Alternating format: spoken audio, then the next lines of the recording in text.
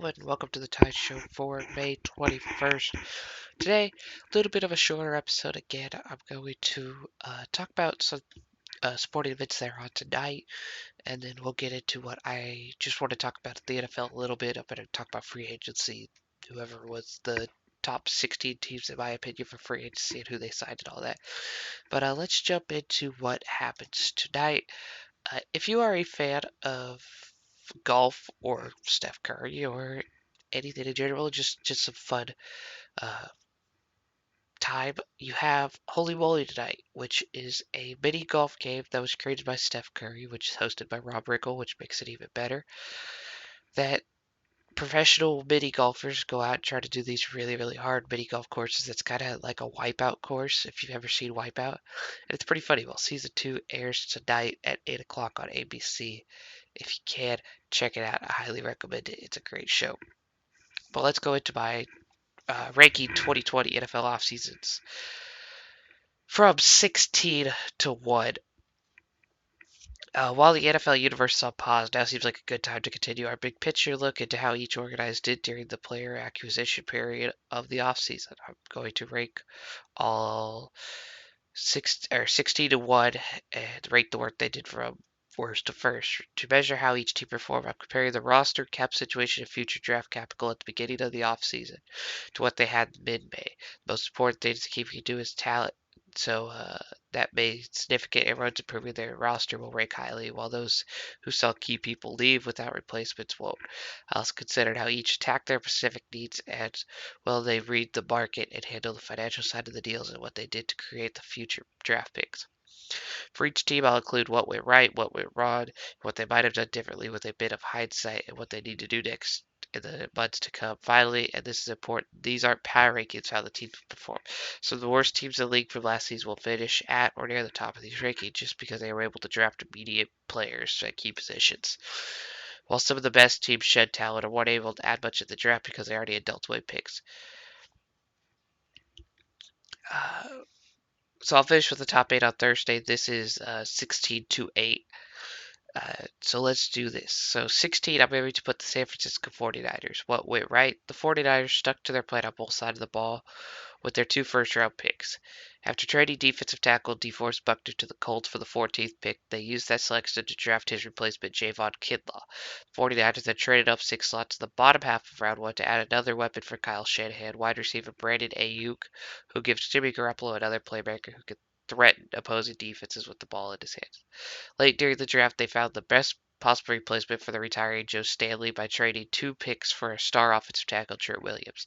The two sides agreed to leave Williams' contract on the table for future talks, but he was drafted by the Shanahan family when they were in Washington and should have no problem stepping in as a plug-and-play replacement on the left side of the San Francisco line.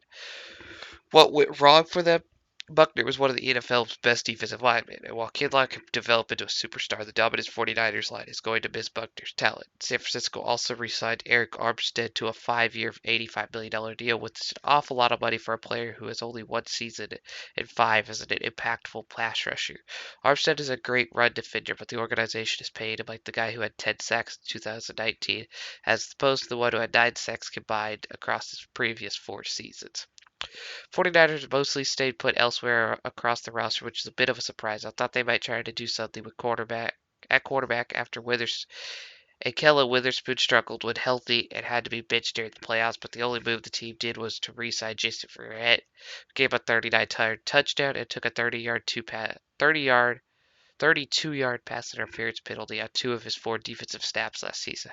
The team cut starting guard Mike Pearson and only replaced him with Jets utility lineman Tom Compton. He'll compete with Daniel Brunskill for the right guard spot. What they could have done differently, I think Ayuk is a talented receiver, and I'm confident Shanahan will get the most of his skill set. But the 49ers probably should have just traded down to grab extra picks as opposed to trading up for a wide receiver in a class full of wideouts. General manager John Lynch said that after the fact that Ayuk was neck and neck with CeeDee Lamb atop the team's board, but this was an incredibly deep wideout class, and teams often overestimate their ability to rank players before the draft.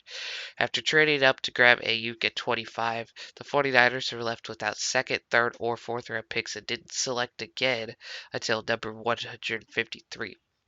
It's possible there might not have been a trade available when they picked at number 31, but they would have been their best option given their missing selections. They also will be without a third round pick in 2021 after the Trent Williams trade. What's left to do? They need to extend George Kittle immediately. San Francisco's star tight end is entering the final year of his rookie deal, and after Austin Hooper became the first tight end in league history to sign a deal averaging more than $10 million per season, Kittle should push that market even further. A 4-year extension should top $50 million. At 15, I'm going to put the newly formed Las Vegas Raiders. John Gruden and general manager Mike Baycock got to work fixing a defense that has ranked 30th and 31st in defensive DVOA. During Gruden's second stint as Raiders coach, Carl Nassib and Malik Collins added two solid rotation players up front. The Raiders flooded the secondary with free agents Demarius Randall, Jeff Heath, and draft picks David Arnett, Amik Robinson, and might be able to move 2019 signing LaMarcus Joyner back to his best position at free safety, which would upgrade multiple spots in their lineup. The centerpiece was signing Rams star Corey Littleton and potential Bears breakout guy Nick Kwiatkowski to heal the team's wounds at linebackers, but they've been a mess for years. While the offensive line set, Gruden was able to tinker and make interesting additions. The Raiders used their first round pick on Burner Henry Ruggs III, added 6'3" wideout Brandon Edwards in round 3, and then used another third rounder on jack of all trade player Willie Bowden Jr., who will start his NFL career as a running back. Jason Witten isn't any idea of a burner these days, but he's overqualified as the second tight end behind Darren Waller. Gruden and Baycock also brought in quarterback Marcus Mariota and paid the second overall pick from 2015 just enough money to make it seem like Derek Carr had something to worry about if he struggles.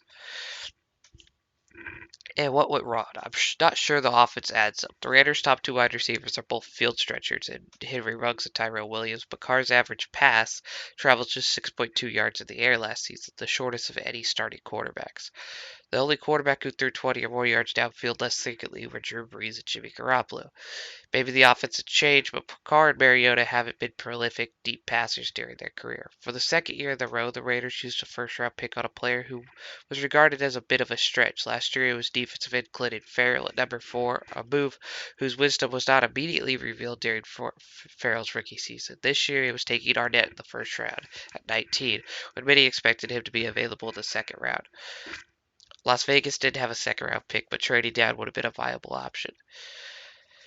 I was surprised the Raiders brought back defensive coordinator Paul Gunter after 2 dreadful seasons. The team has unquestionably been transitioning on the side of the ball, but 30 and 31st is hard to defend. With Vegas importing the likes of Joyner and Littleton from the Rams, I thought it might make sense for Gruden to dial up legendary defensive coordinator Wade Phillips, who had a remarkable track record of turning around defenses overnight. I think what they need to do is breed a competition for Daniel Carlson. The Raiders are pretty much set in terms of depth, so if I had to pick one spot they could make another addition, I'd look towards kicker. Carlson only hit 19 of his 26 field goal attempts in 2019 and was the league's 5th worst kicker on scoring plays, according to Football Outsiders' kicking measure. They signed rookie free agent Dominique Eberle, but this is a position in which you might need to grab a veteran who gets cut at the end of camp. The New York Giants. The Giants needed a lot this offseason, and general manager David Gettleman addressed many of the biggest concerns. Help in the secondary, they signed corner James Bradbury from Carolina. A fix for the rotating void at inside linebacker Blake Martinez came over from Green Bay. Protection for Daniel Jones, they used a number 4 pick on Andrew Thomas, who should start his career at right tackle before replacing Nate Solder on the left side. It remains to be seen whether Joe Judge will be up to the task as a first-time head coach, but his name didn't exactly excite Giant fans. But new offensive coordinator Jason Garrett was once one of the league's most promising play callers. Remember that Garrett was the Ravens' first choice to replace Brian Belichick in 2008. Recent league history is littered with guys like Pat Shurmur, Gary Kubiak, and Todd Bowles, each of whom looked behind the times and overwhelmed as head coaches before revitalizing their careers would move back into a coordinator role. Garrett could do the same in New York. Bradbury and Martinez both signed expensive deals, with Martinez' 3-year, $30.8 million contract sticking out as a typically low-cost player for a player some Packer fans were happy to see leave town. The Giants also didn't address what might be their biggest position of need as an edge rusher. They haven't been able to re-sign Marquise Golden and only added Kyler Fackrell, who 10.5 sack season in 2018 sticks out like a sore thumb, given that he's had 6 sacks across his 3 other seasons combined.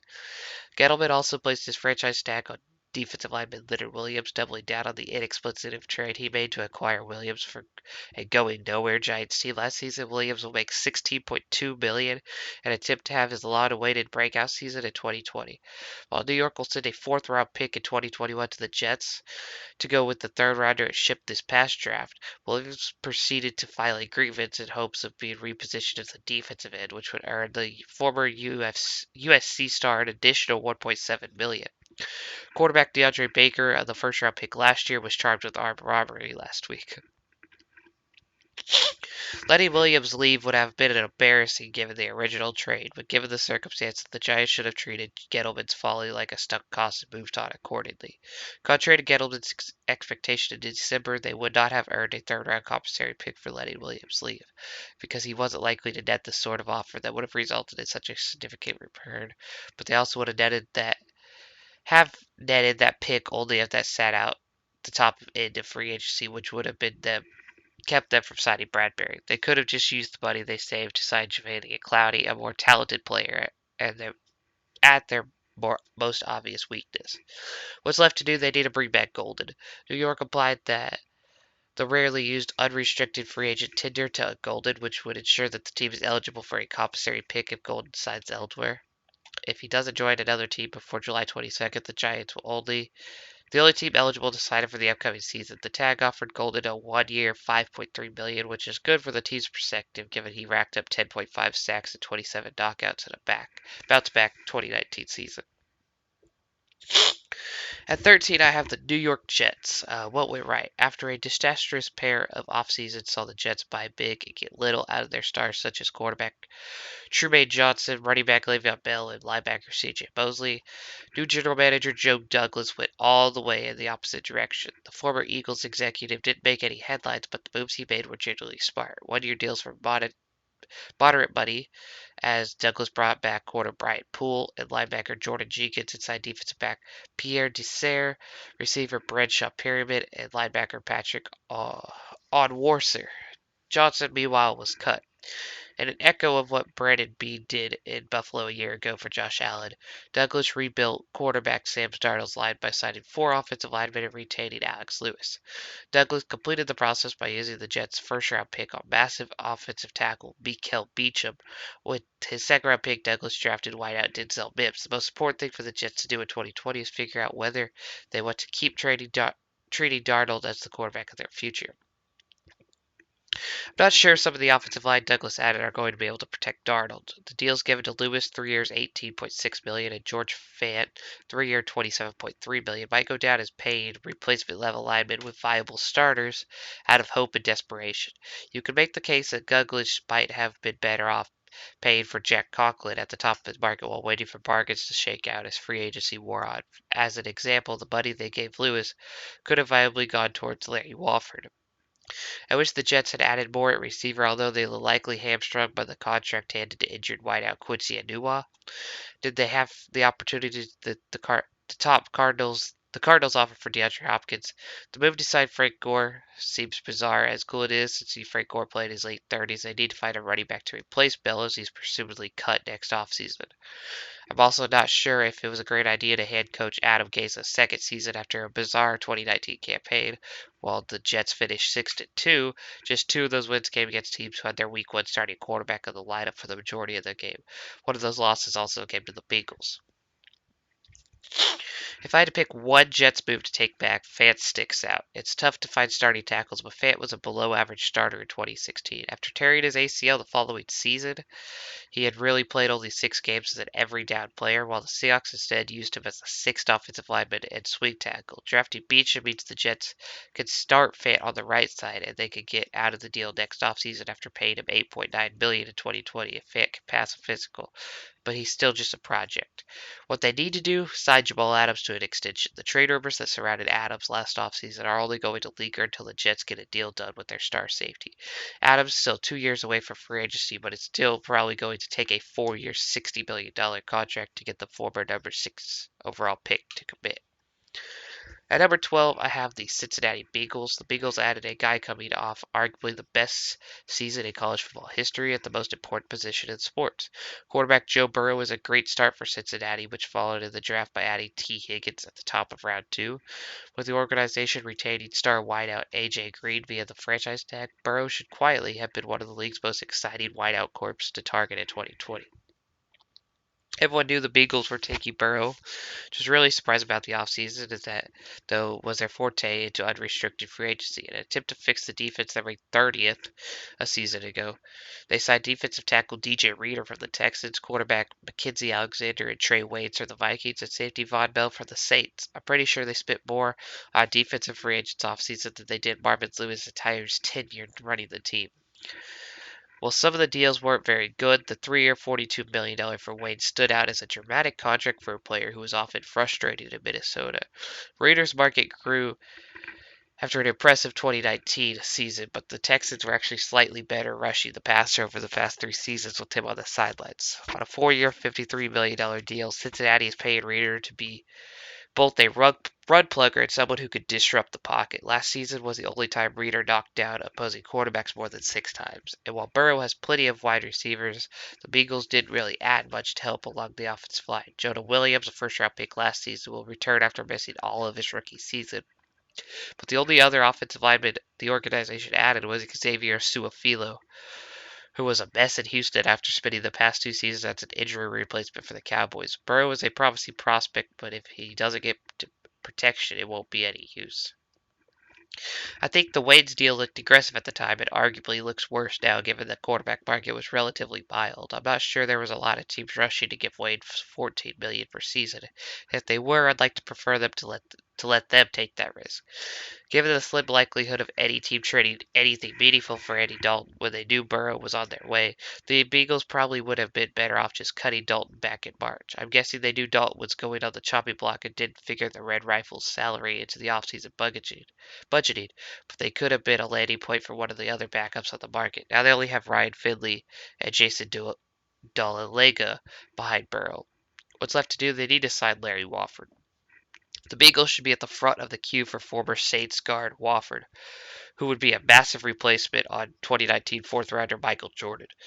They naturally hope Jordan will develop into a useful starter, but with Burrow already facing major question marks on the right side with Su'a-Filo and Bobby Hart, I'd rather go after the 3-time Pro Bowlers, a more of a sure thing. Wofford also played his college football at Kentucky, 90 minutes south of Cincinnati.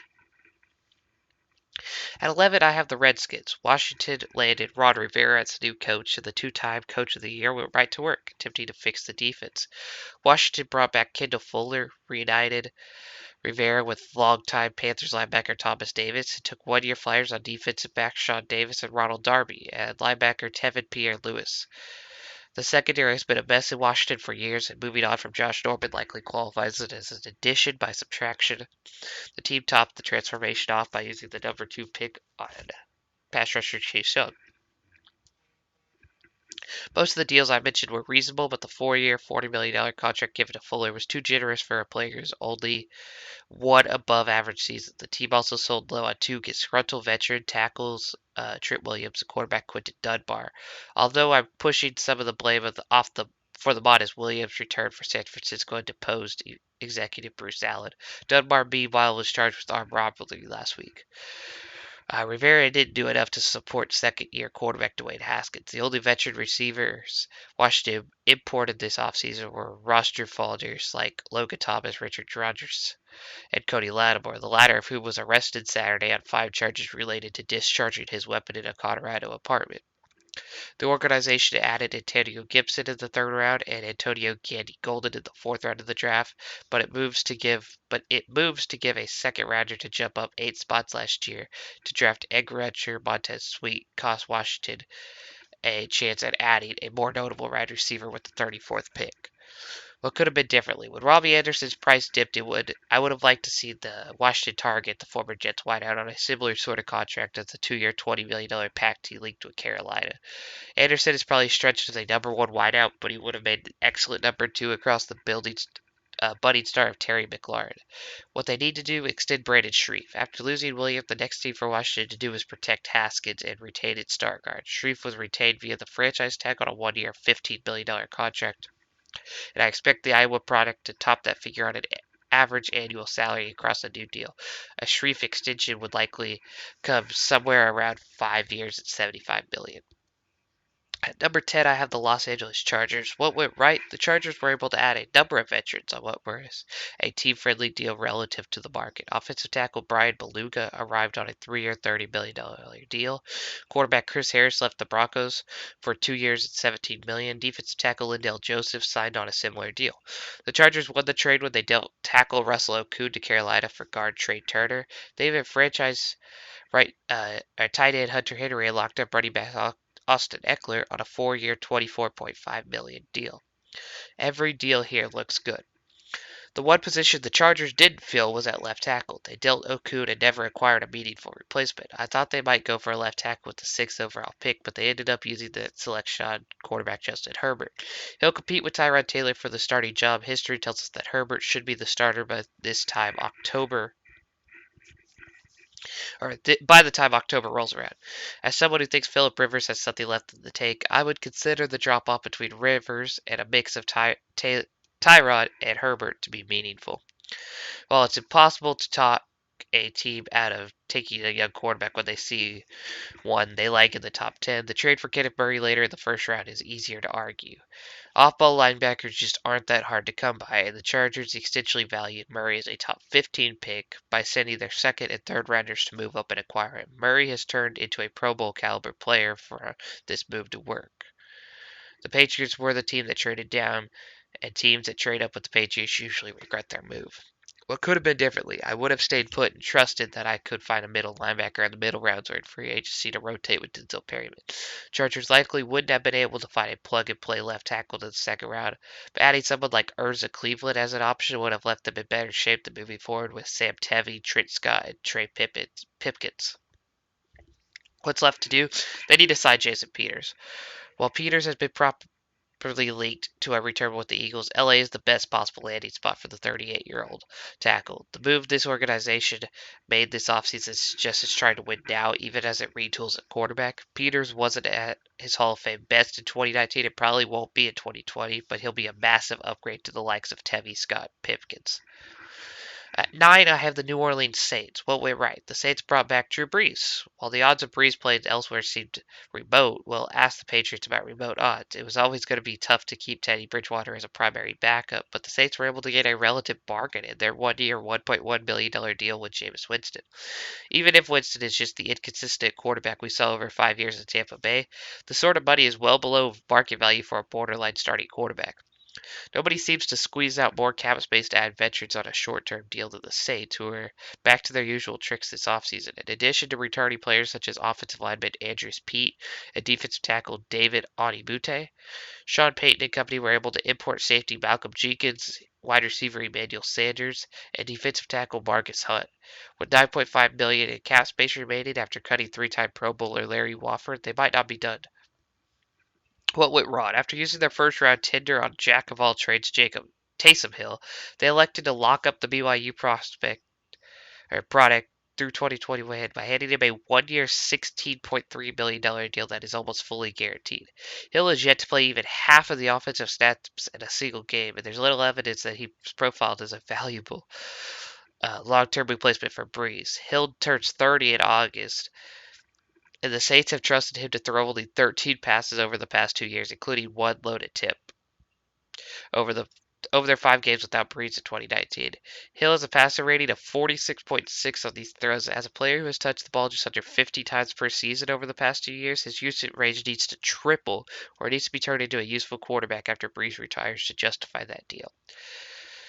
Hill is more valuable to New Orleans than he is to anybody else, and vice versa. It's difficult to imagine that he would have earned that sort of money on the open market. Tendering Hill at the first round level was fine, but I would have been willing to go year to year and trust that the team's relationship with Hill would have led to a new deal after this season. What they need to do is add an edge rusher. One place that the Saints are relatively thin is on the edge. When they have Trey Hendrickson a little ease behind starters Cameron Johnson and Marcus Davenport, they want to continue developing. Davenport after trading 2 first-round picks for the UTSA product. So that would probably rule out signing the experienced starter like Javale Clowney or Emerson Griffin, but I would never rule out signing when this team is involved. Somebody like Ziggy Ansah or Clay Matthews would make sense. I'll finish up the list later on, but that's by 16 through 9. Tell me what you guys think.